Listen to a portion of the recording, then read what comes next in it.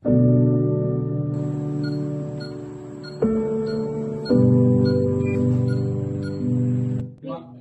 వచ్చినప్పుడు చాలా ఆక్సిజన్ అనేది బాగా పక్కల ఎగరేయటం చాలా సీరియస్ గా ఉంది. అవునా? అందుకని ఈ హెచ్ఎఫ్ఎన్సి మిషన్ మీద పెట్టి హై ఫ్లో నేసల్ సిపిఆర్ అంటారు, ఆ మిషన్ మీద పెట్టి మనం ఆ శ్వాసకు ఉండే ఇబ్బందిని తొలగించాము అనమాట. ఇది వైరల్ బ్రాంకియోలైటిస్ అంటారు అనమాట. దానికి సంబంధించిన చికిత్స చేసాం కాబట్టి ఈ రోజు బిడ్డ రికవర్ అవుతుంది. కాబట్టి ఈ మిషన్ తీసేసి కొత్త ఆక్సిజన్ కి మార్చి దాని నుంచి కూడా తీసిన తర్వాత బయటికి మారుస్తాం అనమాట. ఏదైనా బిడ్డ పక్కల ఎగరేసేటప్పుడు అంత సీరియస్ గా ఉన్నప్పుడు వెంటనే హాస్పిటల్కి రావాలన్నమాట. సరేనా? ఈ రోజంటే మీరు టైంకి వచ్చారు, మనం ఏదో చేసామో, బిడ్డ బతికి బయటపడిపోయింది, ఇబ్బంది లేకుండా. ప్రతిసారి అలా ఉండదు అనమాట.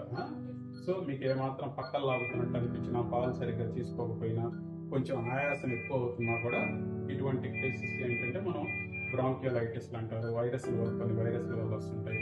ఇట్లా ఆయాసం వస్తుంది అనమాట. అప్పుడు పాలు కూడా సరిగ్గా తాగలేక ఒక్కోసారి ఊపిరితిత్తుల్లోకి యాస్పిరేట్ అవుతా ఉంటాయి. అందువల్ల జాగ్రత్తగా చూసుకోవాలి. ఈరోజు బయటికి షిఫ్ట్ అవుట్ చేస్తున్నాం అనమాట. బేబీ అయితే బాగా రికవర్ అయింది. మీకే అర్థమవుతుంది కదా వచ్చినప్పటికి ఇప్పటికి కండిషన్. Right, thank you.